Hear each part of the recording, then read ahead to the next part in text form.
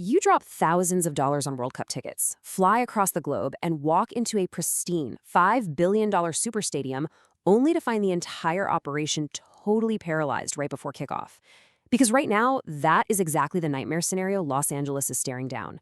The 2026 World Cup is supposed to be this massive global celebration, right? Instead, just days before the opening match, one of America's crown jewel stadiums is trapped in a multi-billion-dollar standoff. We're talking labor unions, federal security agencies, deep-seated immigration fears, all colliding at once. And honestly, the games themselves might not even be the biggest story here anymore. Here's what just happened.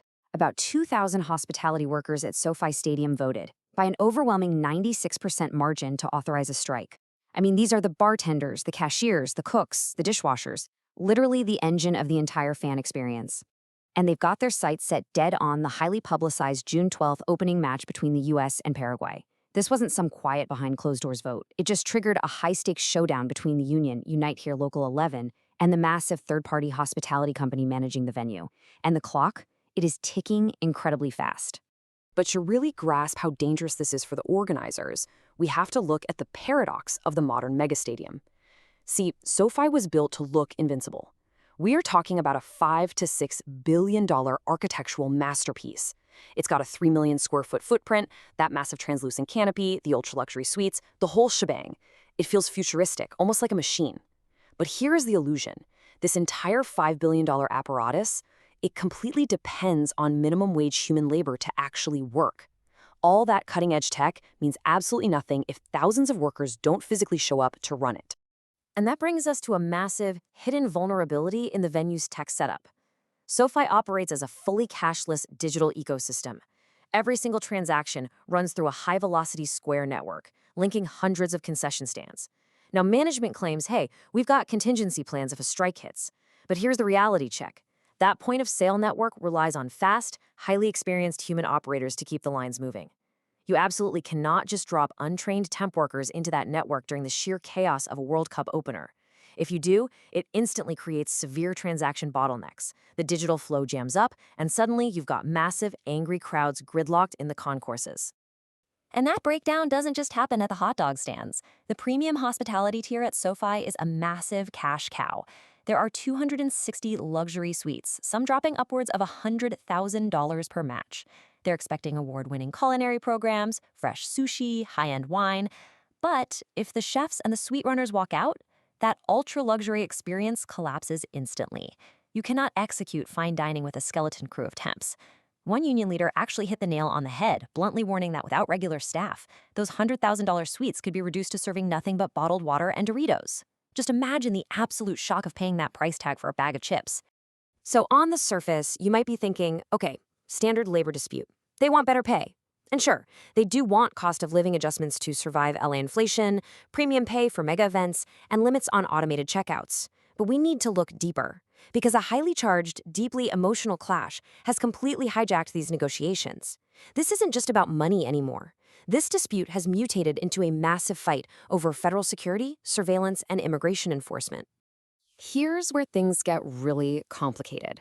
Under standard FIFA protocols, the Department of Homeland Security has designated the World Cup as a Tier 1 event. That's a special event assessment rating requiring a massive surge of federal resources.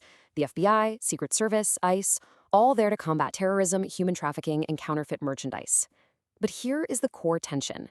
To work the tournament, every single stadium employee has to go through an intensive federal background check, which means handing over highly sensitive biometric data, like fingerprints.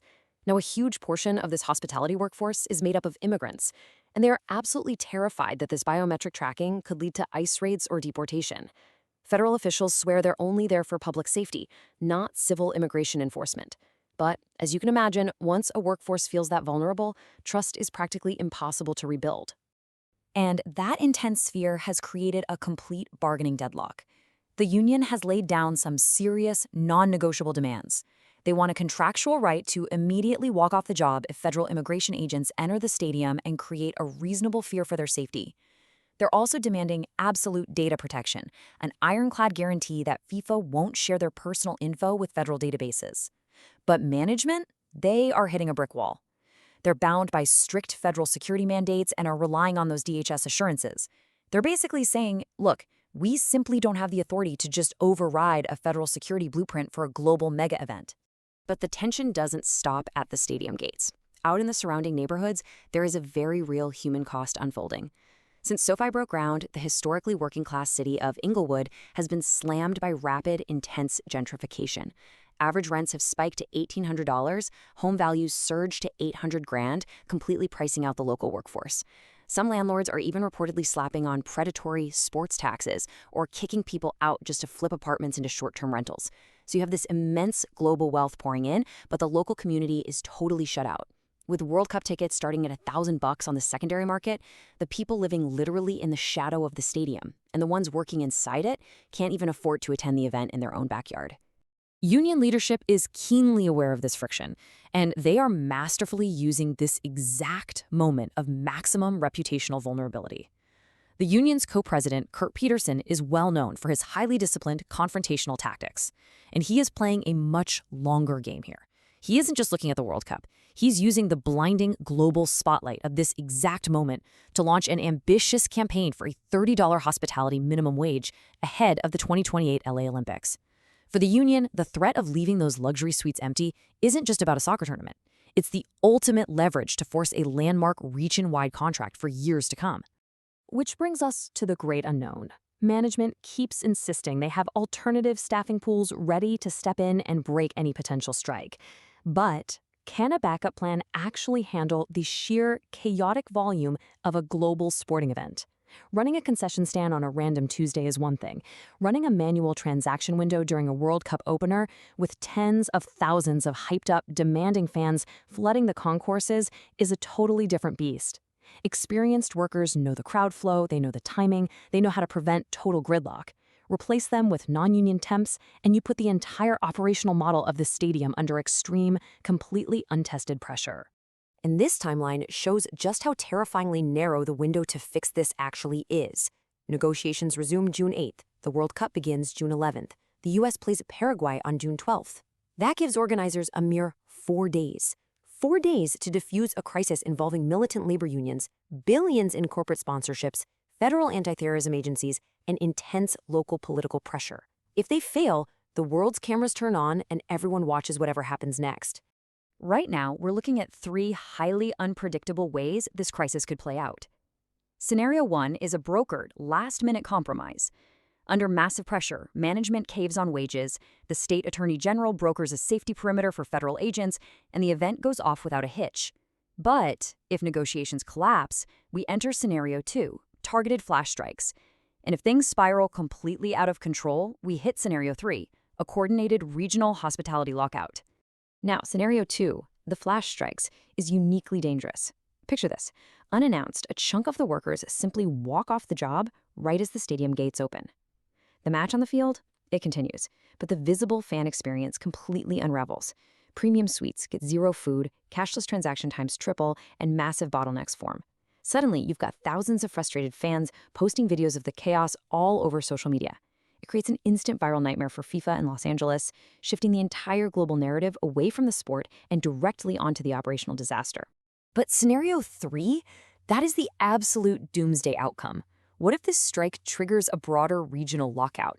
If this union coordinates with airport concession workers at LAX, plus unionized hotel staff across Santa Monica and Beverly Hills, well, then this ceases to be just a stadium issue. Suddenly arriving international teams, FIFA officials, and hundreds of thousands of fans are facing empty airport terminals, picketed hotels, and a totally paralyzed hospitality system. It becomes a catastrophic failure of the city's entire tourism infrastructure, casting a really dark shadow over preparations for the 2028 Olympic Games. Honestly, the ultimate insight here, the thing that makes this entire situation so fascinating, is what it reveals about how our modern world actually works. We build these towering $5 billion monuments to entertainment. We pack them with automated systems and cashless networks so they look like they run on pure magic. But the invisible engine powering all of it, it's human. No matter how technologically advanced or heavily funded a mega event appears, it is entirely at the mercy of the everyday people operating in the shadows. The cooks, the dishwashers, the cashiers. When they stop, the whole machine stops. That brings us to today's Frontier debate, right here on Universal News Frontier.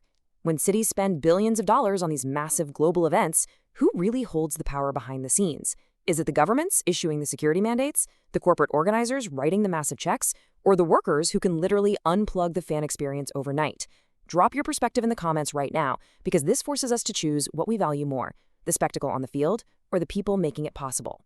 This story is actively evolving, and if you want to follow the raw forces actually shaping our world, make sure you hit subscribe to join the community. This conversation is only getting bigger from here.